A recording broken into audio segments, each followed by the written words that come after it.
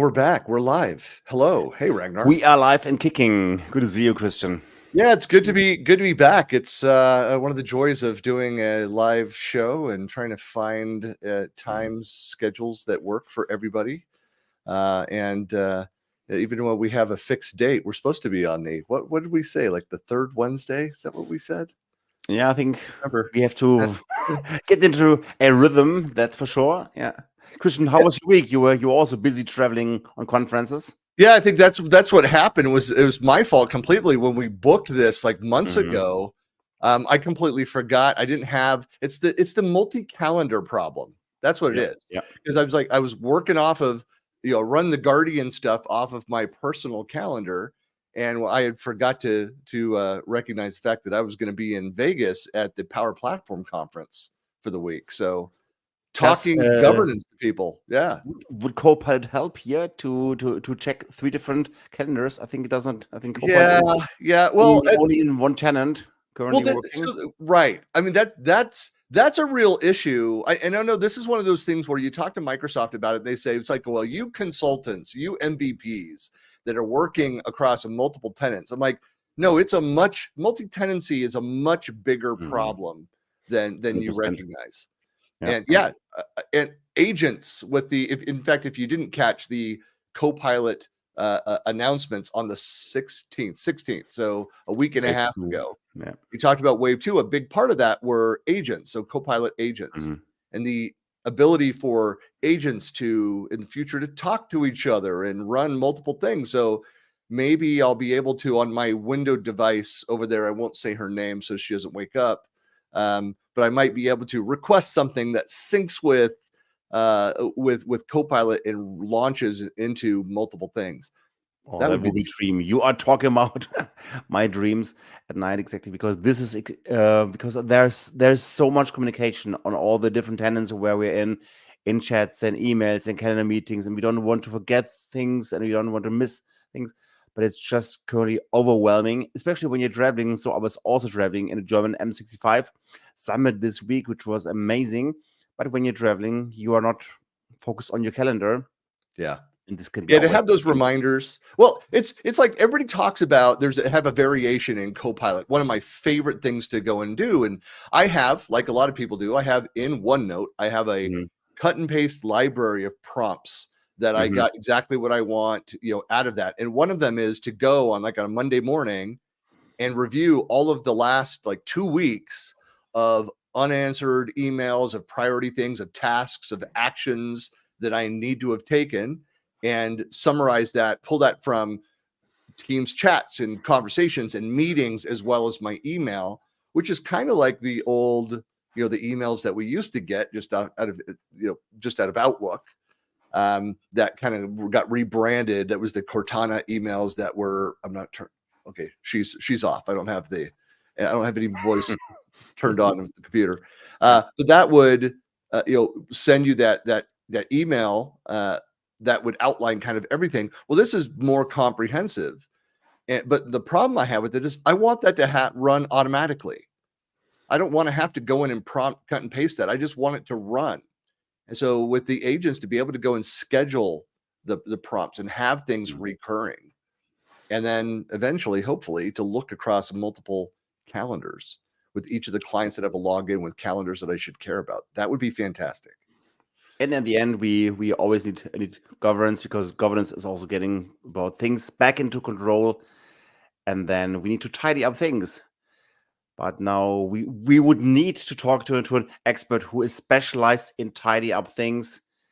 And in fact, so bringing in our guest today, and it's a great segue here to Melinda. You're going to fix all the problems. You're going to know what to do from an enterprise perspective, correct? Absolutely. Yeah, of course. Right. Head of collaboration, we should be able to ask. Well, it is funny that sometimes as MVPs, we have access. However, really big customers, especially in a very large, Microsoft 365 client in a region like the UK, sometimes your company may find out info, and you personally, as the head of collaboration, might find out details around products that we aren't yet privy to. Microsoft is funny that way. You have to you have to have multiple irons in the fire to find out what's actually happening. But Melinda, why don't you introduce yourself? Yeah, sure. Well, thank you for having me. Melinda Morales, as you said. I am the head of collaboration at Dyson. I currently live in the UK, although I am definitely American. Mhm. They brought me over here about 5 years ago now. So I've been on a little UK adventure for a while. But yeah, historically, I've had a really great passion, Christian. That's how we even met, just Mhm. around governance in this realm and figuring out how companies can work that way. I worked at Sony as well and did quite a lot around their SharePoint farms back in the 2010 2007 days. Had some fun there, and yeah, I've been in consulting as well. I've kind of dipped all around, but really just stayed around governance because it is such a passion of mine. And just one key thing there too is like I like to talk about governance in a very practical way that has to do with people Yeah. and not just about give me a tool that I can turn on and solve all the problems and everyone will follow the rules, right? So it's more about like how that picture changes and how real organizations can put something in place that will scale and be able to help their people to work better within the tool sets. Yeah. Yeah, I did a keynote with Dan Holm. It was at ESPC in Copenhagen. It wasn't the most recent Copenhagen. It was the initial. So this was like 2015, maybe 2016. Anyway, don't remember. Time is not as meaningful as it was, post pandemic. It's like I don't know. Did we see each other last 6 months ago? Was it 6 years ago? I don't know. One of those. Um, but we did this presentation, and part of it was we had a very high level diagram, and we're talking about governance was a big part of that presentation, and the fact that you need to understand what is the current state of your organization. You have a plan of like the future state. Then with the tools, to your point, you bring in the tools. Tools can do certain things. There will be gaps. There will be uncovered capabilities. The business needs this. The tool doesn't do this. That gap, that's where governance comes into play. It's how you're closing those gaps. And you can have all of the best technology and all the coolest, fanciest tools. There will still be then all of the people issues. And that's where so much of governance lives. It's like the cultural disconnects from the technology. And how do you make sure that we have balance here? We're getting what the business needs, but people are able to get their work done. Yeah, it's about behaviors, right? It's not Mhm. just about governing through, like you said, tools or controls. It's about actually embedding new behaviors and people and the way they work every day. And so for me, that's the fun part, right? That's the part that like a lot of organizations need help with. And that's what I like to come in and figure out is how do we actually make people work better together and Mhm. all within the confines of whatever policies exist within a company, which those two things don't always match. So it is quite fun, I think, in that realm. It's always this beautiful mixture of mindset, tool set, and skill sets which have to go hand in hand. Yeah, absolutely. Yeah, And, and I think and it's things are it's hard to constantly find the changing as balance. well. Yeah. Yeah, that's what I was gonna bring up Mhm. too today is like there's it's such it's funny because I was looking back on a lot of the kind of governance stuff, Christian, that you and I did. I mean, it's been decades since this stuff has been a topic, Yeah. and we're still feeling kind of the same pains. But Mhm. I think that the world that we're in now, because it is changing so rapidly and organizations are so eager to get into the spaces like generative AI and stuff like that, that it's bringing those conversations to the forefront again. Yeah. And people are really starting to try to say, wait, now we actually need to solve this Well, problem. It's we just keep funny. remarking about this at shows, and Ragnar and I were talking about this like the last time we were at a show together. So it's been like the last year. Copilot has been fantastic for awakening people's perspectives around the things we've been telling them to do around governance for the last 20 years around information management systems, period. Yeah. But it's great that people have that sense of urgency. They want to go and try the new technology, and they're realizing, and Microsoft was good that they've also learned this, and straight out with the announcements, the release of this, they started talking about you need to go back through and make sure it's part of the risk profile of any new technology. Do we have our data in order, or do we have our policies, the guardrails up?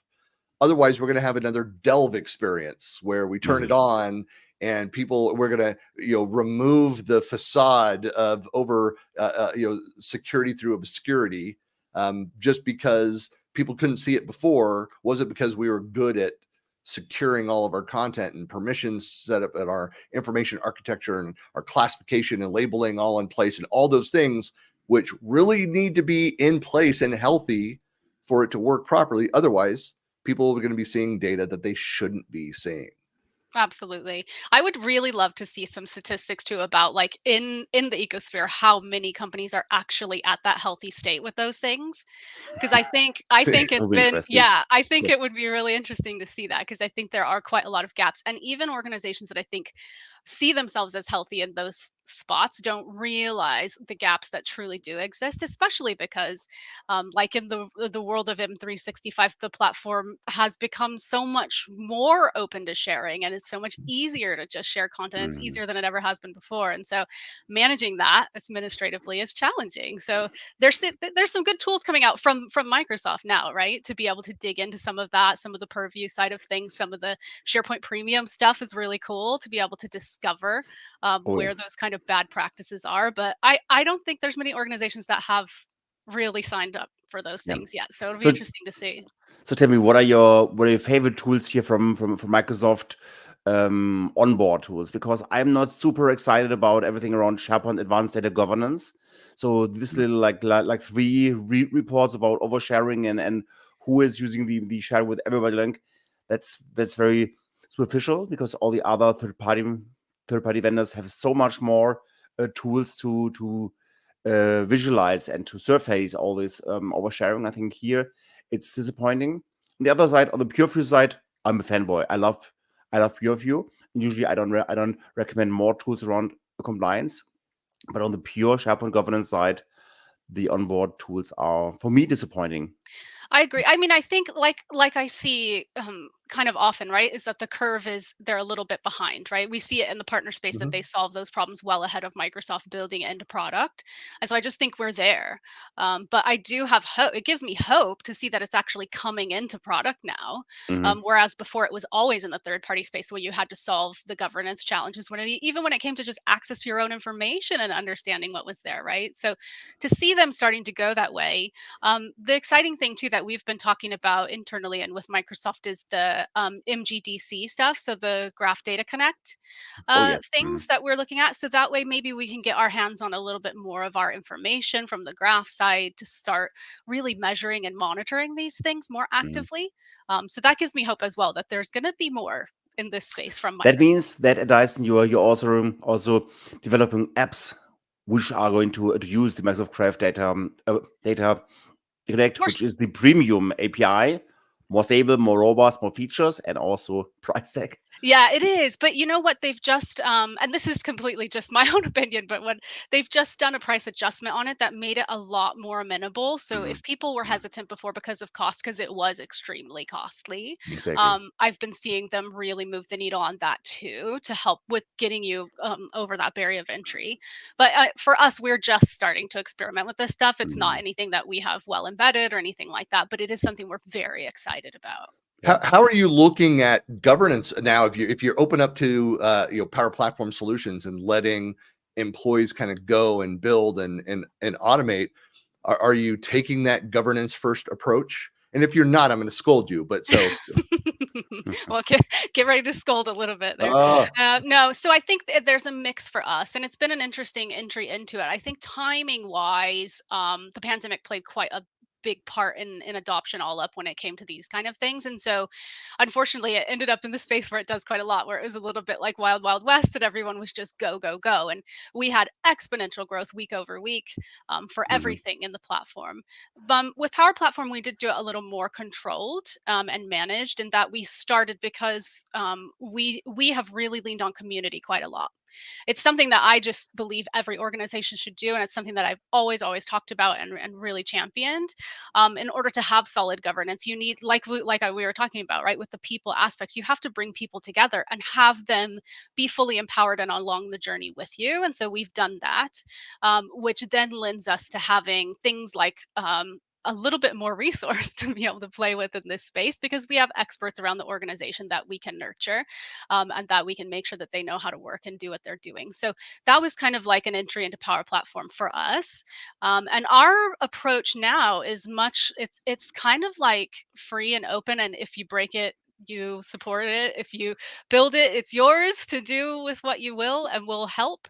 But it really is kind of like just a tool that's out there for people to use to solve business problems. What's so interesting about this is because I mean, all of us that have the SharePoint background, and that's like, and what Melinda was talking about earlier was that we came up with. In fact, there's videos of us presenting together on the SharePoint governance maturity model. So very much, I'm still a fanboy of the maturity model and that approach of having at least a place to start for an organization and to assess where they are against kind of industry standards and things out there. But the shift towards social, and Microsoft did a huge shift where they, a flattening of like permission structures and trying to open up sharing, and it really kind of started with their acquisition of Yammer. So it went from this, a lot of organizations lock down tight permissions around SharePoint and what can and can't be done, and governance was a bad word just because it was then recognition that, hey, we maybe did the wrong things and we're holding people back from collaborating towards this flattened architecture and this sharing culture. And that's something that's still key. It's important, and it's something that is kind of baked in. But if you were a consultant focusing on governance, it also presented an opportunity where you had more and more sprawl and mess and people working together, and there's more now to go in and clean up and to reorganize constantly. And so I get that you have to. That's why I love using the word guardrails instead of governance. Is that, look, here are the rules. These are the guardrails for how you can go and collaborate. Everything you do in between, like, have at it, and we'll figure out what do we need to report on, what do we need to modify based on our changing business rules and needs, but always with the intent of getting out of the way and letting people collaborate. Like, and my additional question to you, Christian, is to Melinda: how do you know on the maturity stage of Dyson? How do you know when users can take off the guardrails, or when you can take off the guardrails for them? Yeah, I think the other challenge too to that is, again, with how quickly the landscape is changing right now. So it's everyone's on a different curve, right? Constantly. It could be between departments in your organization. It could be between people. It could be, all over the place where people are playing catch up or well ahead or things like that. And so the risk level they bring with that in just letting them free is different. Yeah. So we are constantly in that space of how do we empower but safely, and especially how do we enable experimentation in some of these places where we see this technology moving so quickly, but doing it like you're saying, Christian, with guardrails and making sure that people are safe, and at what point can we kind of let them free to have fun and build things and break things and stuff like that. So that balance is something that we're actively exploring every day, and we have done for a while. I'm not sure that there is an actual point where you'll get to, like, okay, that's the structure, because it is just changing so quickly. Like, Yeah. I don't think any of us, 2 years ago would have predicted that generative AI would be having such a place in the corporate world as it does now, let alone moving at the pace that it does. I mean, we have new models, new exciting, groundbreaking stuff coming out every couple months at the least, right? So yeah, I Yeah. think from a governance perspective, that's a big challenge, is trying to understand that. But again, if you lean on community and you have people who are central to just understanding how people are working across any business, no matter what, that will help you to understand where people are. So one thing that I've seen done really successfully and actually was quite fun to implement is taking an element of kind of, I don't know, like polling or something, to be able to get you a data point in your community to see what level people are at on a regular basis. At Dyson, for instance, we've had a lot of fun with that through a community that we have called Trailblazers, and we built a Power App to kind of facilitate this. And we did some gamification to incentivize people to kind of self-report and retest. And everybody in the world loves taking like little Facebook polls or whatever, like, what personality type am I? What hot dog am I? Or whatever it is, So we kind of structured it like that so that it was fun and social. But through that, the data we get is very clear on where pockets of expertise are in the organization, what people's growth patterns are whenever they start out at a certain skill level and then they progress their own, and where we can insert knowledge to be able to grow people who might show some really good, potential to learn some new expertise. So it's been something really cool, but that's the only way I could see to do it, to be honest, is really lean on the community side of things. I was going to ask, like, how from because you work for a global company, and so there's teams all over the world, and how do you how do you manage those things from a governance, a broader perspective? Do you have a global view of those things, and then there are different regional views? Is there leeway within different regions, within different geographies, to do things their own way, and then how does that kind of feed back into the company wide? Yeah, I think all of the above, and I think any larger organization would see that as well, right? That you'll see different tool sets preferred, you'll see different levels of kind of skill sets and things like that across different regions and markets in your organization, and so it's about being able to have a better understanding of that, and then being able to facilitate that. Now, sometimes that would mean dropping, for instance, resources or things like that into a market for them to be able to leverage and use to their own ability, and making sure that they're informed on the data or the opportunities they have and the tool sets that are coming or the technologies that are imminent, and allow them to go ahead and do that. Sometimes it is, putting the corporate arms around it and saying we're all going to do this together, and doing that through some really fun ways to ensure we can engage across multiple regions and multiple types of businesses too, because each market runs itself a little bit differently in most large organizations. You'll have sales and marketing teams, you'll have research and development teams, all of these things, and they all use the technologies in different ways.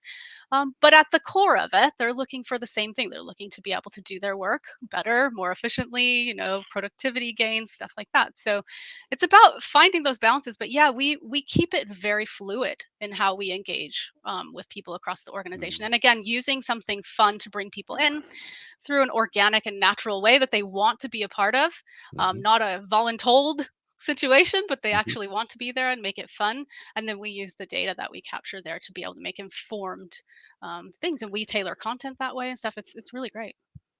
You just mentioned, Melinda, the magic word of productivity gain. And Yeah. I'm very, very interested to measure productivity. I'm currently very deep into the Viva Insights Advanced Mm. Analytics, which also have new reports around productivity measurements and so on. So yeah, I'm delivering Copilot workshops, and for my customers, I want to see how are they before introducing Copilot, what happens when finishing my workshops. Do you have any ideas or any things to share around measuring the productivity gain? Yeah, It is difficult. I think it would vary again per organization, because you kind of want to tailor those things, I would think, to what matters to that organization, right? Because a productivity gain in one area might not be as valuable as a productivity gain that same area in a different company. So I think it really is about understanding, the company that you're dealing with and figuring out what matters to them. And for me, like, that's the first thing I would do. At Dyson, I did a little bit of an exercise this way too, and put a framework together for how do we talk the same language when it comes to value realization as well in the realm of this, because Mhm. productivity gains are something that, like I said, it just kind of like everyone hears it differently, right? Everyone applies it differently, and so we wanted to make sure we were at least talking the same language and then calculating things the same way. But what we started with is really mapping out what matters to our company and taking it down to a level of like decision making, right? Because if you can find a way to actually streamline decision making at a large organization, believe it or not, that gets a lot of time back into people's calendars, right? Yeah. Think about how many meetings it takes to review one piece, one document, right? Or like how many people, how many experts you need to pull in to be able to do that. And so really nailing it down to those things that matter to the company, I think, would be the first step. And then again, like I said, getting that common language so everyone understands how to talk about value. One of Mhm. the core things I found is that we make an assumption in the roles we're in that everyone understands what business benefit is and what it means, but they Yeah. don't. They really don't. And so teaching people how to quantify things like that, like time back, um, is really, really important, and kind of very much eye opening for people. This is I think everybody who is currently watching maybe wants to agree that we have far too many meetings, and to reduce the amount of meetings would be a productivity booster on a massive grade. But do you have any kind of secret sources to share how to reduce the meetings? Or is governance the solution of reducing meetings, or is it just about letting things go, trust in people that you don't need 20 reviews to approve something? What do Yeah. you have I mean, something to share there's about? so much stuff, right? Because like when we talk about productivity across something like that, we'll look at it from different streams of activity. So one of them is just essential kind of business process reengineering work that all of us have done at one point or another through engagements. And it's just talking about, do we need to revisit the way we do things? The outcomes generally will be the same, right? The whole Mhm. thing of this process is we're trying to get to this, whatever it is, if it's a document, a product, whatever. But going through and just revisiting process, I think, is the very first step to say, are there any of these that we could eliminate all up because we haven't looked at this process in a decade and maybe we can do it better? And I believe we actually find stuff there. And I would mark that down as a productivity game, believe it or not, because the tool set coming in that you're trying to measure is actually being the thing that's bringing that conversation up. So you can definitely start tracking that. But then you start, putting the automation layer over it, saying, what of these steps can we automate just with the tool sets we have without further investment? What can we do to just work smarter? Then you can like overlay some of the people stuff on it and say, well, are we doing it efficiently Yeah. in those spaces and stuff like that? And how can we get better? Again, using tool sets we already have before we invest. So I think there's quite a lot we can do in organizations to get to better profiles when it comes to productivity. Now, translating all of that, like I said, quantifying it into something measurable that's going to give you a dollar sign that you can put in front of an exec and they'll be Mhm. like, yes, and then they'll expect that money back in the business. That's the tricky bit, right? Because we're talking about soft Yeah. savings, ROI that's very soft. And it's just about, I've given people time back, but what are they actually Mm. doing with that time? Is it productive stuff they're now doing with the time, or Exactly. are they going and taking a longer lunch? Which will So, be very different, as you pointed out, across different, role yeah. types, across divisions and geographies, and that's when, and I mean, it's a popular topic that we've discussed in these recordings and in various writings and other platforms, but that you can't manage like one metric across the board for everybody around productivity. What does that look like? People in the field are going to not use the tools as much as somebody that is an office worker that's sitting in front of a screen. And so you clearly can't look at the fact that, wow, we're only seeing 30% usage of Teams by this group of people who are in the field not using Teams as the same standard for elsewhere. And so you really do need to look at what are the common denominators for whatever the metric is. If you want to come up with like a number and weigh it differently based Mm. on the org, or if you want to go that route, I'm not going to like get in your way of doing that. But I just think that you need to look at overall, what is the business trying to achieve? It's one of the reasons why I'm a fan of, and Ragnar and I have talked about like using goals, that whole idea of the product goals. Yeah. Okay, smart Having goals, goals. of course, but using the Yeah. product, Yeah. it's another one of those unfortunate product naming things where Mm. using tracking your goals in goals. What? Yeah. You know, Absolutely. my goals in teams. I'm going to create a team for goals to track goals within teams. For your team. And Yeah, for and my and one other topic is I've seen on your LinkedIn profile, Linda, that you're also introducing Power Platform and low code and no code tools to Dyson. And when we talk around Copilot, I had just 2 hours ago a very interesting customer meeting where we said, listen, all the Copilot tools and AI are most beneficial for people who have zero experience, let's say, with Power Yep. Automate and with Power Mm, Apps. yeah. If you only talk about Copilot with the Power Apps and Power Automate pros, they don't get so much value like the beginners. And this is so important that we take more time every single day to find out what are the things and topics where we are not good at and how Copilot can add value. Because if we only expect that Copilot would add value of topics where we are professionals, we would get less value. Yeah, Yeah. And this So agreed. would be for me what has been your so. approach for Copilot, Melinda? I mean, how have you looked at that in organizationally? And I'm assuming you're at least piloting around the company, but what's been the approach? Yeah, so I actually am having quite an interest in what we're calling the emerging technology space, right? So that's not just looking at the Microsoft stack, it's looking at just everything that's going on in this Mhm. emergent space. And so we definitely have a huge interest in that, what it can do for us, how we can, work better, empower people more, but also like, how can we use it just in our core business processes and work processes for product development for everything. But we're very much experimental with it, and I think that's a good place to be honest, because it is moving so quickly. I honestly feel like committing too much right now is a little bit risky for companies just because it's moving so quickly. And I Mhm. think that as long as you position yourself in a really good place to be able to rapidly experiment in a safe way and have very clear paths to production, then you're really in the most beneficial place right now. That's what Yeah. I feel like. There has to 100%. be when you go and talk. In fact, this was all last week. We talked to people about Copilot because it's I'm standing in a booth and looking at a product and talking to people about that, but trying to understand. I was like, oh yeah, no, we're using Copilot, and I would always ask, are you piloting or is it in production? Oh no, we're piloting. Was the Mhm. answer almost every single time.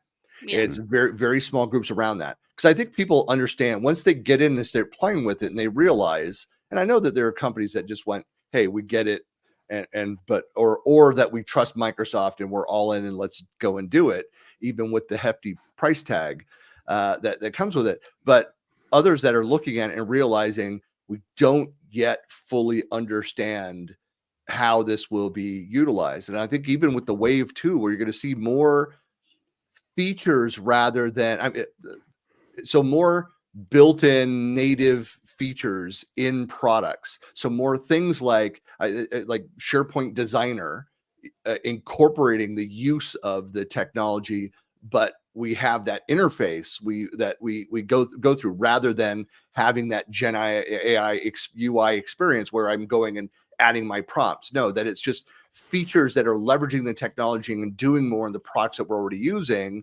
and then having more of that natural language interaction to get insights and information and imagery out of the data that we're looking at. Yeah. But that's something that again is moving so quickly, and 2 years from now it's going to look very different from It what is. we are playing with today. So, Yeah, agreed. Christian, is there a story around Copilot for SharePoint Designer or Copilot for front page web extensions? The owner of just us. just when you Just ask as a joke. questions, it comes back to you and says, "No, stop what you're doing. Yeah. Stop." Close immediately. That's right. Yeah. InfoPath. No, so what the automation is that if you ask about InfoPath, it notifies IT and your manager and freezes your permissions. Yeah. That could be done. Yeah. Yeah, you could actually do that. Yeah. Yeah, I think where I've seen again along those same lines is that the where I've been able to see the most immediate impact from a positive perspective on entry of AI into the organization has been in the ones that are embedded in product. Again, not even just in Microsoft, everywhere, but those people have a very specific use case for, they get in very quickly and they're able to immediately apply it, right? So those are the ones that I've seen be really successful and I think are less risky investments for people now, especially because I mean, most big platforms are rolling in an AI layer for free. To be honest, Right. in order to kind of, do the freemium thing and get people hooked, and then they want to invest more in it. So we're seeing that come across quite a lot, which is good. And the adoption curve there has been relatively small. I mean, people have been able to jump in and just get going. I think, though, there is some significant productivity gains and really just game changing technologies that are coming in on the more development side, on the data science side, and stuff like that. Or I would say organizations should be experimenting with as well, but again, with a longer tail on them and maybe holding back on them and not getting them in front of people until they're ready. And I don't mean until the tools are ready, I mean until the people are ready, because Yeah. that's what I see quite a lot Mhm.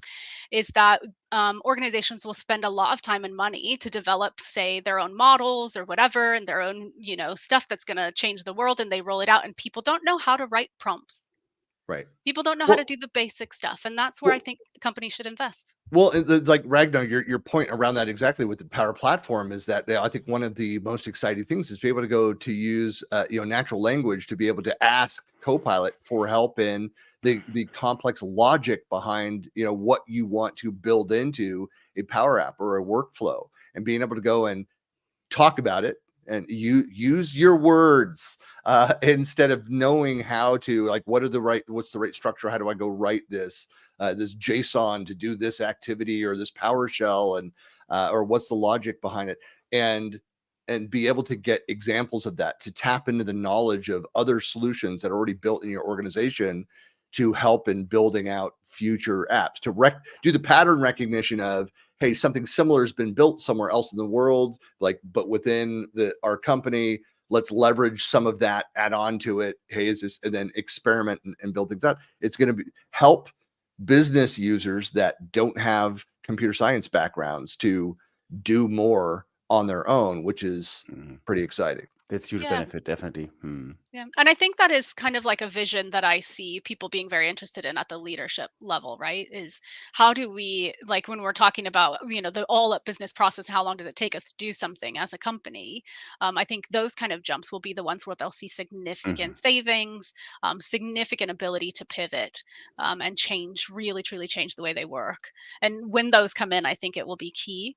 But again, I think organizations landing it is one thing, but I'm also curious to see, like, from people like Microsoft, what are they planning in those spaces? Because right now, like you're saying, right, we're investing in both. We're investing in Copilot. We're investing in Power Platform. Will AI replace low code, no code stuff? Because it is low code, no code. It is. Well, I don't even need to say the word code. well We'll so just let do me it. say something to it. I just kept saying this last week. It's like, no code is a lie. It's Yeah. low code. In fact, a lot of the people I talk to, the Microsoft people, they never said no code, low code. They would only refer to it as low code. No, no, So no, I no, think no. that's an improvement. I have developed a Copilot Studio extension this week without writing zero code. So in Copilot Studio, it is there. Ah. Okay. It All is right. a real existing thing. Yeah. If you disagree, here's how you get in touch with Ragnar. Yeah. There's his info. Reach out to him. I can write code, but I didn't have to write code for this use Yeah. case.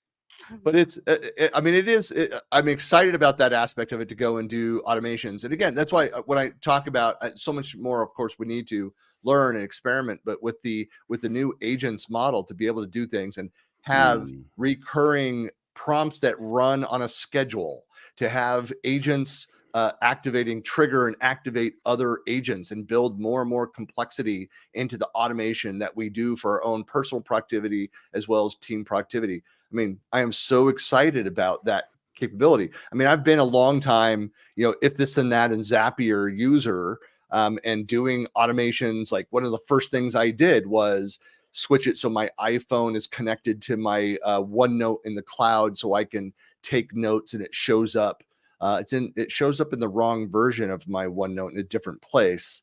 But again, I can have two versions that I can open up and have all of my online voice notes that I take while I'm driving that are captured to the cloud, and pull it into my desktop version which has the history of all my writings.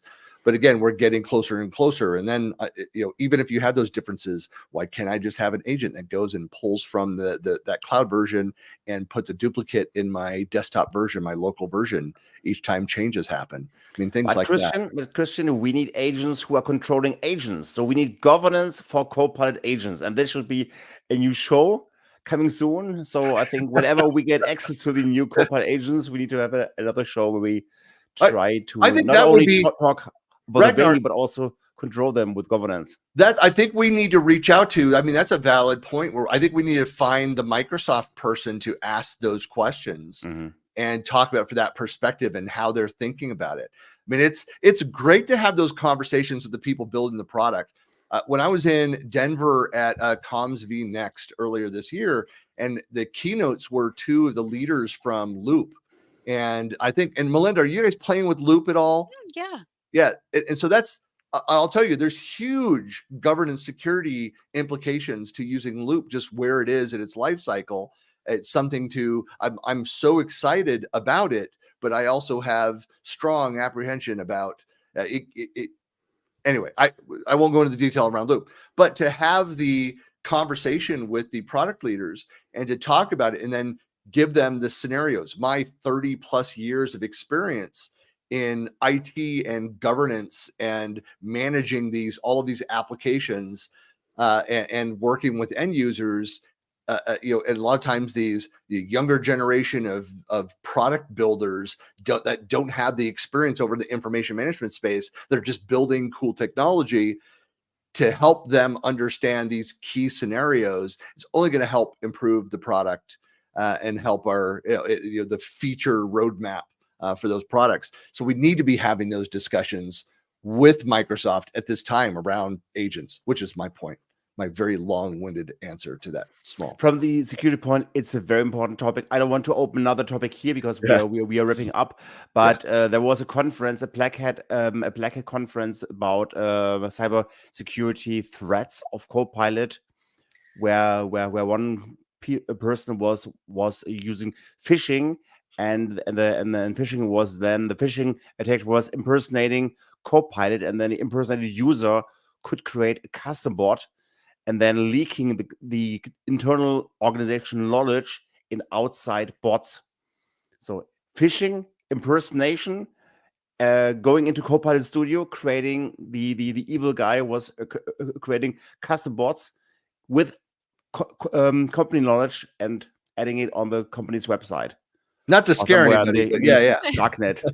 So we need this conversation. Yeah. So governance is more important together with the two friends, security and compliance. It's more important than ever. Yeah. Agreed. I would totally watch that when you guys do that. So please do it.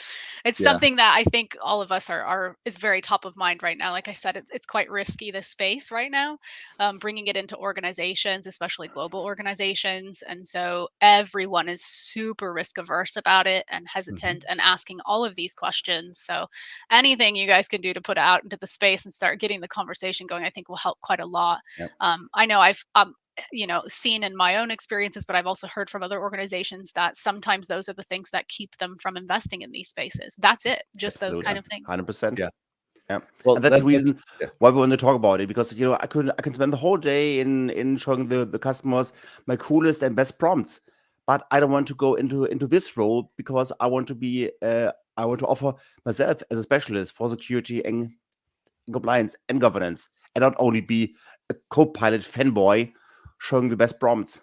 Yeah. Well, that's one reason I'm such an advocate for having that cross organizational team, that you have those different voices, so you can have people that are the fanboys driving the latest, greatest technology and the cool things that we can go and do, but tempered by the people that are in the compliance team, that are part of the legal team, that are asking the questions and making sure, again, there are the guardrails even available for us to move forward with this and to do it in a way that is well governed and compliant with the standards that we're held to.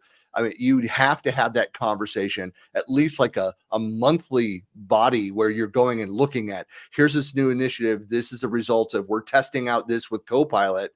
And then they could be asking those questions. And you should, if you can't defend those things, you should not move forward and roll something out globally. Does it work like that inside of Dyson? Yeah, I mean, I think we've definitely done the same things where we pull the decision bodies together who have a stake in this, and it goes across cyber, it goes across legal, it goes across privacy, it goes across IT just in general. We have business people in there as well, as far as the core areas of our business that are really interested in protecting our secrets. So we absolutely have taken that approach. However, because it moves so quickly, even that is just not enough, right? Like, we need to make sure, like you're saying, like, we have regular meetings to talk about what's coming next, talk about what people are trying to get in, also to head off the things that people are bringing in without IT knowing, which is even more rampant than it ever has been before, because it's so easy to just go to ChatGPT and start using it. It's so easy to see in your everyday life that TikTok, Facebook, everything is starting to bring these kind of agents in and stuff like that, or some AI layer, and people are used to it and they're really aggravated when they come into work and it's not available. So we're trying to deal with that curve. But then, we're also having to make sure that the things we've already approved and vetted haven't changed in the last 30 days. Yeah. It was really funny because I had some fun experiences with one of the product stacks, in that in the time that it took us to get it through the process of getting it vetted by all of these key people, the product had changed names 3 times, and with that the product terms had changed 3 times, and it was like a whole new product by the time it got to the end of it. Yeah. So we had to go through and redo it again. So there's a whole thing where you have to consistently revisit. So like I'm saying, governance is like more than it's ever been. We need it, right? Because you can't just sit on it anymore, and you almost have to do it, like you're saying, on a monthly basis, to not just say what's coming next, but say what we have. Is it still safe? Is it still okay? How are people using it? Yeah, a lot. It's very complex. Yeah, wonderful. I love it so much. And at the time, Christian and myself, we had a time together at Renko, and one of my favorite use cases of pitching governance was always the vacuum cleaner story, because a tenant always gets dirty and messy. You don't have to do anything automatically. It's going to be messy, and therefore this should something where tools can offer a lot of value by cleaning up things. Are there policies internally, Melinda, at Dyson against using vacuuming metaphors and analogies? Is that taboo? Just don't call it a Hoover. Okay. So I don't know if you guys know, but in the UK, that's what they call vacuums. So instead of calling it a vacuum, they call it a Hoover. Just like in the US, we say Kleenex. When you just mean a tissue, it's the same way. So well, in Google things, meaning search, and exactly. And then the parts of the world that confused me while I was on the road one time, which I asked for Coke, and they said, "What kind?" Yeah, that would be in the South, in the US, probably. Cherry Coke? Like, what? Yeah. Well, Melinda, really appreciate your time. Thank you all for joining and watching. Of course, you go out there and find Melinda on all the socials. I think I'll have the links to your profile out on the Twitters and LinkedIn and stuff. So reach out and definitely connect with all of us. And even though, Joy, we miss you from the show, and we'll next month we'll be back with another episode. But you can contact us here. Of course, please go and join the community. We'll have this episode, the recording, we'll post over there. I think, Ragnar, you need to put the podcast episodes that are relevant of your show up there as well. Yes. I'll do it. I just remembered as well. See, I don't have the automation. I need it to just pick up and do that automatically. And then, of course, follow us to the hashtag #GoM365Gov. You have to have a good hashtag these days. But with that, thank you everybody for watching. Thanks a lot, Melinda. And thanks, man. That was a pleasure. Thank you. We'll talk to you soon. Bye.